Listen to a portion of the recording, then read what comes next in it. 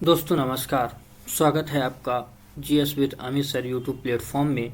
और पिछली क्लास में हम लोगों ने प्रशासनिक आधार पर वनों का वर्गीकरण समझा है और आज जो है तो प्रजाति के आधार पर वनों का वर्गीकरण हम लोग यहाँ डिस्कस करेंगे। तो हमारा टॉपिक है प्रजाति के आधार पर। कैसा है? प्रजाति के आधार पर वनों का वर्गीकरण।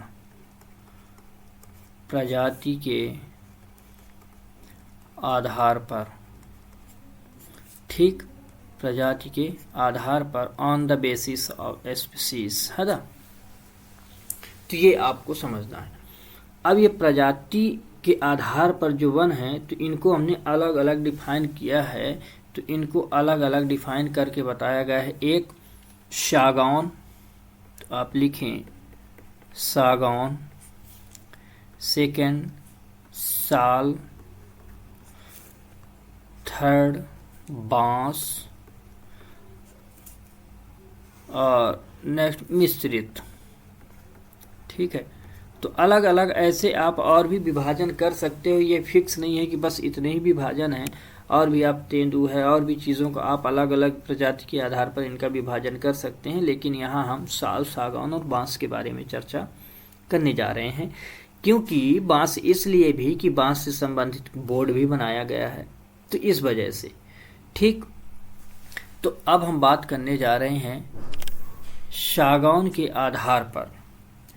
तो पहले तो आप ये समझें कि जो सागौन है इसका वैज्ञानिक नाम, क्योंकि ये पूछा जा सकता है, तो इसके अगर हम वैज्ञानिक नाम की बात करें, क्या है, अगर इसके आप वैज्ञानिक नाम को देखें तो इसका वैज्ञानिक नाम है टेक्टोना ग्रैंडिस। क्या नाम है?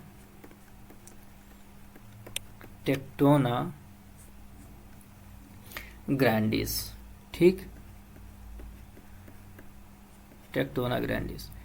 एक चीज और याद रखें कि ये जो सागौन है तो इसको एक बार पीसीएस ने पूछा था कि यह कितने परसेंट में पाया जाता है। तो 19.4% क्षेत्र पर पाया जाता है। ठीक है। तो इस बात को आप याद रखेंगे कि कितने क्षेत्र में है, और इसका आपको वैज्ञानिक नाम याद रखना है कि इसका वैज्ञानिक नाम क्या है। ठीक है। तो ये बातें आपको याद रखनी है।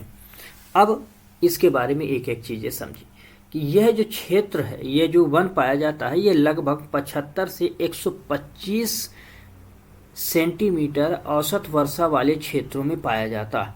तो एक बात समझ में आई कि 100 वर्षा का क्षेत्र अगर आप देखो तो 75 सेंटीमीटर से लेके 125 सेंटीमीटर वर्षा वाले क्षेत्रों तक जो वन पाए जा रहे हैं उन्हें हम क्या बोलते हैं? सागौन के वन।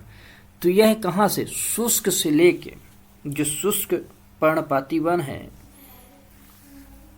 ठीक, तो इसे बोलते हैं हम कि पर्णपाती से अर्ध पर्णपाती तक ये पहुंच गया। तो एक प्रकार से आप मेनली इसे समझें कि ये कैसा पर्ण है? आर्द्र पर्णपाती में आता है और पर्णपाती में भी आता है। तो इन बातों को आप याद रखेंगे कि इन ऐसे क्षेत्र जिनमें इतनी वर्षा होगी उन क्षेत्रों में सागौन के वन पाए जाएंगे।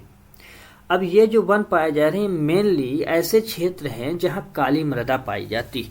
तो इससे अगर मृदा का संबंध देखें तो ऐसी मृदा है जहाँ काली मृदा, ठीक, काली मृदा वाले क्षेत्रों में ये वन पाए जा रहे हैं मुख्य रूप से। और दूसरी विशेषता कि ऐसे क्षेत्र जहाँ जल निकासी बेहतर है, ठीक, जल निकासी भी बेहतर है, तो ऐसे क्षेत्रों में ये वन पाए जा रहे हैं। अब इस वन का क्या है कि ये जो पेड़ है इसका उपयोग क्या है?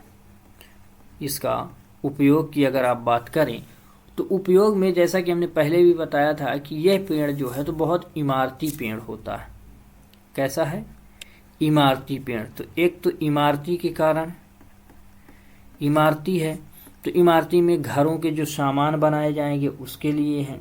फर्नीचर जो आ रहे हैं वो हैं, तो फर्नीचर आप लिख लो, ठीक। तो फर्नीचर के उपयोग में, तो इसमें हमने एक चीज़ और बताया था कि यह जो पेड़ है, इस पेड़ में जितना यह पुराना होता जाएगा धीरे धीरे, तो इनके अंदर एक चमक सी पैदा होती है जो कि जाइलम होता है। तो उसके वजह से जितना मोटा होगा, जितना पुराना होता जाएगा, उतनी ही ज़्यादा इसके अंदर शाइनिंग आती जाती है, उतना ही यह पेड़ खूबसूरत लगता है, फर्नीचर उसके बहुत अच्छे लगते हैं।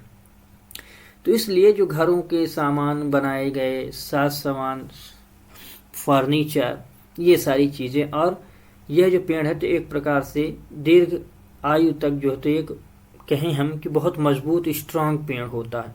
तो इस तरह इसे हम रखते हैं फर्नीचर के रूप में। ठीक है, तो जो हमने कहा कि विकसित रूप से खूबसूरती इसकी क्यों आती है, तो जाइलम, इसे आप ग्रेन याद रखें। हो सकता है कि यह नाम पूछ ले कि ग्रेन किस में पाया जाता है, तो ग्रेन भी इसे बोलते हैं। तो इसकी खूबसूरती का जो राज है वो ग्रेन है। ठीक है, और यह कैसी लकड़ी है कि सौंदर्य। अब इसका अगर आप क्षेत्र देखें कि यह किन क्षेत्रों में आपका यह जो है तो पाया जाएगा, तो एक सतपुड़ा वाले क्षेत्र में, तो पूर्वी मध्य और पूर्वी जो सतपुड़ा के क्षेत्र हैं उनमें पाया जाएगा, विंध्याचल श्रेणी में पाया जाएगा।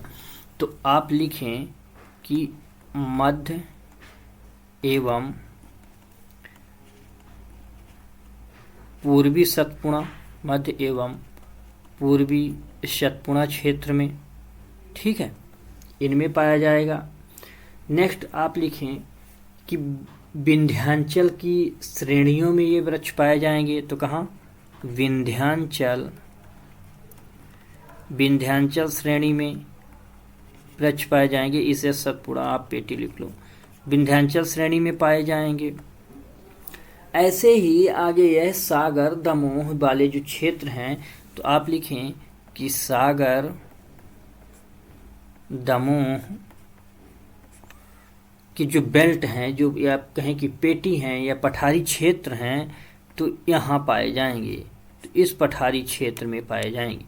तो आपको इतनी बातें पता चली कि मध्य एवं पूर्वी सतपुड़ा पेटी में, विंध्याचल श्रेणी में, सागर दमोह वाली पठारी क्षेत्रों में, तो यहाँ ये सागौन के पेड़ पाए जाएंगे। इतना आपको ये बातें याद रखनी है। ठीक है, नेक्स्ट लिखते हैं हम लोग साल के बारे में। तो साल जो है तो इसका अगर वैज्ञानिक नाम लिखें पहले, तो इसका वैज्ञानिक नाम क्या है, इसी को हम यहाँ लाइन खींच देते ताकि आपको पता चले कि हम वैज्ञानिक नाम ही लिखे हैं यहाँ। तो साल का वैज्ञानिक नाम है सोरिया रोबस्टा। क्या है? सोरिया रोबस्टा। ठीक, तो यह इसका वैज्ञानिक नाम है। अब सेकंड इज कि यह परसेंटेज में कितना पाया जाता है, तो वह 19.4% में पाया जाता है, जबकि जो साल है यह 4.15% में पाया जाता है। कितने में? 4.15% क्षेत्र में यह आपको प्राप्त होगा। तो आपने दो चीज़ें जानी, इसका वैज्ञानिक नाम और ये। अब ये देखें कि यह जो पेड़ है यह सदाबहार पेड़ है, एक प्रकार से कैसा है, एक सदाबहार वृक्ष है। ठीक है, तो इसे आप लिखें कि यह जो है सदाबहार है। कैसा है? सदाबहार। तो सदाबहार है तो इसका मतलब है कि इसमें सदाबहार का मतलब यही है कि ऐसे पेड़ जो अपनी पत्तियां जो है तो गिराते हैं और ले लेते हैं, गिराते हैं ले लेते हैं, तो एक साथ वो अपनी पूरी पत्ती नहीं गिरा पाते हैं, तो इस ऐसे पेड़ों को सदाबहार कहते हैं। ये कभी न रखना कि वो पत्ती गिराते ही नहीं, पत्ती गिराते हैं लेकिन एक साथ नहीं गिराते हैं, जबकि पर्णपाती जो होते हैं वो एक साथ पूरी पत्ती गिराते हैं, फिर एक साथ उनमें पत्तियां निकलती हैं। इनमें यही डिफरेंस होता है। तो अब जब सदाबहार है तो ऐसा क्षेत्र होगा जहां वर्षा ज़्यादा होगी, तो 125 सेंटीमीटर से ऊपर वाले वर्षा वाले क्षेत्र होंगे। तो वर्षा का क्षेत्र कैसा होगा? 125 सेंटीमीटर आप प्लस लिख लो। ठीक, तो 125 सेंटीमीटर से अधिक वर्षा वाले क्षेत्रों में जो पेड़ पाए जा रहे हैं वो साल के पेड़ हैं। तो इन्हें याद रखना कि ये सागौन उष्णकटिबंधीय वाले क्षेत्र के वृक्ष हैं, जबकि साल कैसे हैं? आर्द्र पर्णपाती वाले वन हैं। ठीक, ये सदाबहार वन के अंतर्गत आते हैं। ये बातें आपको याद रखनी। लेकिन इनकी मृदाएं देखें तो अब इस क्षेत्र में जब अधिक पानी होगा, अधिक वर्षा होगी, तो यहाँ की मृदा अलग प्रकार से होगी, और वह मृदा होगी लाल मृदा। तो लाल, और जब पानी काफ़ी समय तक जुड़ा रहे तो वह पीली भी हो जाती है, इसीलिए हम लाल पीली मृदा एक साथ पढ़ते हैं। तो लाल पीली मृदा में पाए जाते हैं। जब हम मृदा पढ़ाएंगे तो बताएंगे कि लाल मृदा किस कारण से होती है और पीली मृदा कैसे, तो इनके बारे में फिर वहाँ डिस्कस करेंगे अलग से मृदाओं के बारे में। तो लाल पीली मृदा वाले क्षेत्रों में साल के वृक्ष पाए जाते हैं, ये आपको याद रखना है मेनली, है ना। इनके लिए ये कहें कि अनुकूल मृदा होती है ये, ठीक। तो ऐसा आपको याद रखना। अब यही नहीं कि बस लाल पीली बस में हो सकता है और कहीं नहीं हो सकता, ये एक एवरेजन जो है तो इनके लिए बेहतर मृदा मानी जाती है। इनके उपयोग की बात करें कि यह जो वृक्ष हैं इनका उपयोग क्या, तो इनका आप उपयोग लिखें। इनका उपयोग, एक तो जो रेलवे स्लीपर बनते हैं, रेलवे स्लीपर जो बनते हैं उसके उपयोग में आता है। जहाज निर्माण, जहाज निर्माण में यूज़ किया जाता है, और इमारती लकड़ी में भी आता है। इमारती लकड़ी के उपयोग में भी आता है।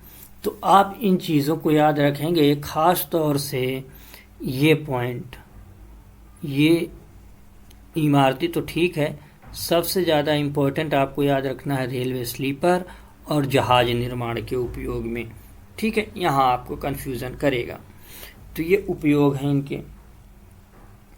तो इस तरह ये वन होते हैं कौन से, साल के वन। लेकिन इनमें और भी, इस क्षेत्र में और प्रकार के वन पाए जाते हैं, उन्हें आप लिख लेंगे, मैं बोल रहा हूँ। धौरा, तेंदू, साजा, सांभर, इस तरह के वृक्ष आपको यहाँ मिलेंगे। तो इस वृक्ष में एक चीज़ और आपको याद रखनी है, याद ये रखनी है कि यह वृक्ष जो है तो इसमें एक कीड़ा लगता है। क्या लगता है? कीड़ा, जो कि इस वृक्ष को खराब करता है। तो इसकी बीमारी, अगर कहें हम कि बीमारी वाला जो कीड़ा है, बीमारी वाला कीड़ा जिससे यह पेड़ खराब होता है, तो उसे बोलते हैं बोरार नामक कीड़ा। क्या बोलते हैं? बोरार नामक कीड़ा है जो कि इस वृक्ष को खराब करता है। ठीक है, तो ये चीज़ें आपको याद रखनी है। हमने जो और पेड़ बताए हैं उन्हें आप लिख लें। बात करें अगर हम लोग बांस की, तो बांस क्या है? तो एक तो यह कैसा पेड़ होगा? शुष्क क्षेत्र में होता है, पत्तियां होती हैं इसकी जो छोटी छोटी, इसमें जो भी कांटे होते हैं, है ना। तो एक प्रकार से यह शुष्क पर्णपाती में आता है। एक बात, जब शुष्क में आएगा तो यहाँ जो वर्षा होगी वह 75 सेंटीमीटर वाले क्षेत्रों से और इनसे थोड़ा अधिक वाले क्षेत्रों में पाई जाएगी है। ठीक, तो ये बातें आपको याद रखनी कि 75 सेंटीमीटर से अधिक वर्षा का क्षेत्र होता है, उन्हीं क्षेत्रों में ये भी पाए जाते हैं। तो मेनली आप इसका पहले लिखें कि 75 सेंटीमीटर प्लस वर्षा वाले क्षेत्रों में ये वन पाए जाते हैं। एक बात, लेकिन इसका आपको नाम लिखना है, वैज्ञानिक नाम, कि इसका वैज्ञानिक नाम क्या है, इसे अन्य किस नाम से जानते हैं। तो इसे प्रजातीय जो है, तो ये किस प्रजाति से है, तो इसके लिखें, क्योंकि यह पेड़ नहीं, यह घास के उसमें आता है। इसे हम क्या बोलते हैं? घास बोलते हैं। याद रखना कि बांस किसके श्रेणी में आता है? पेड़ के नहीं, घास की श्रेणी में आता है। तो इसकी जो प्रजाति है, क्या प्रजाति, इसकी प्रजाति को बोलते हैं डेंड्रोकैलेमस। क्या बोलते हैं? लिखें आप, डेंड्रोकैलेमस। ठीक, डेंड्रोकैलेमस, ये इसका जो है तो डेंड्रोकैलेमस स्ट्रिक। क्या है? स्ट्रिक्स। ठीक, तो ये इसके अंतर्गत, तो इसका ये प्रजाति आप लिख लें और इसे हाईलाइट हम कर देते हैं, डेंड्रोकैलेमस स्टिक्स, है ना, स्टिक्स। तो ये किसके श्रेणी में आता है, ये भी आपको याद रखना है कि यह घास में आता है। तो इसकी ये पॉइंट ज़्यादा याद रखना है, घास। और सेकंड जो है तो इसके बारे में जो इम्पोर्टेंट है वह यह है कि इस क्षेत्र, इस बांस के लिए एक बांस मिशन बनाया गया। क्या बनाया गया है, बांस मिशन। तो अब आप उसे लिखें कि बांस मिशन, बांस मिशन, ठीक है। ये बांस मिशन कब बनाया गया, तो यह है 3 जुलाई 2013। तो बांस मिशन का जो गठन है, ठीक, 3 जुलाई 2013 में किया गया। लेकिन एक चीज और बनाई गई, बांस शिल्प बोर्ड। क्या बनाया गया, मध्य प्रदेश में बनाया गया बांस शिल्प बोर्ड। उसे बोलते हैं मध्य प्रदेश बांस शिल्प बोर्ड, ठीक, बांस शिल्प बोर्ड बनाया गया।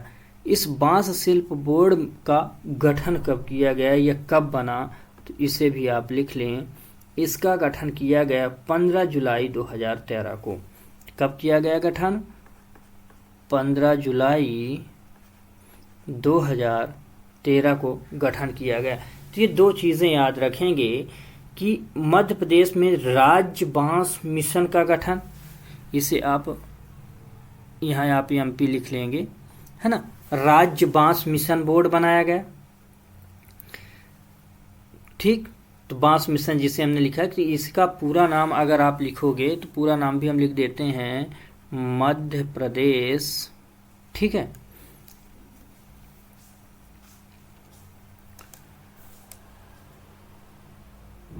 राज्य बांस मिशन, ठीक। ये तो बांस मिशन, तो ये दो बातें आपको याद रखनी है। 2013 में दोनों बने हैं, बांस मिशन भी बना है, राज्य बांस मिशन, और दूसरा बांस शिल्प बोर्ड भी बना है 2013 में। ये बातें आपको याद रखनी हैं। अब इसका क्षेत्र अगर थोड़ा देख लो कि आखिरकार ये किन क्षेत्रों में पाया जाता है, तो थोड़ा इसके आप एक आध तो क्षेत्र में नाम लिख लें कि ऐसे कौन से क्षेत्र हैं जहाँ ये पाए जा रहे हैं, ठीक है। तो पहला आप लिखें बालाघाट। कौन सा, बालाघाट, बैतूल,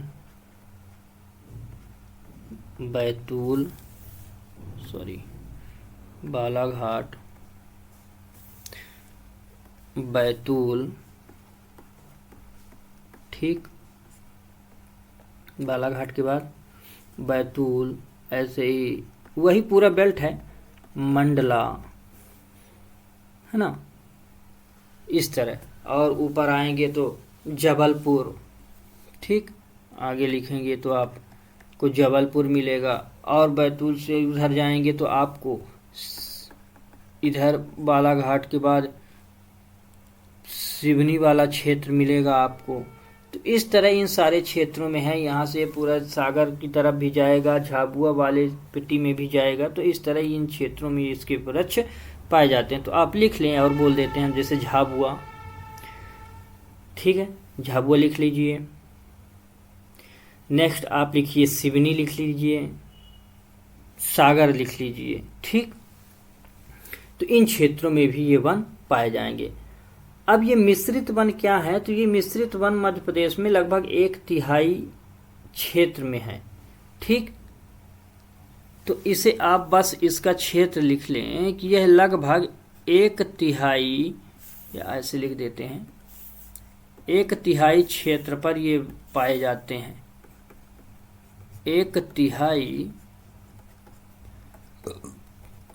क्षेत्र में ये आपको वन मिलते हैं। अब इसमें हर प्रकार के प्रजाति के वन पाए जाते हैं, ठीक। अभी कहीं भी अन्य प्रजाति के वृक्ष हैं, कहीं पश्चिमी भाग में भी पाए जाएंगे आपको वन, पहाड़ी क्षेत्रों में पाए जाएंगे, ढलानों में पाए जाएंगे।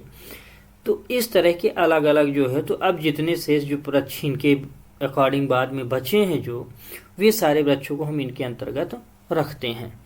तो आज की क्लास को हम लोग यहीं तक रखते हैं। नेक्स्ट क्लास में फिर आपसे मिलते हैं, लेकिन आप इस चैनल को सब्सक्राइब करें, शेयर करें और कमेंट करें, तथा साथ ही साथ आप अपनी राय भी दें। तब तक के लिए धन्यवाद। आप लोग पढ़ते रहें, बढ़ते रहें। जय हिंद, टेक केयर।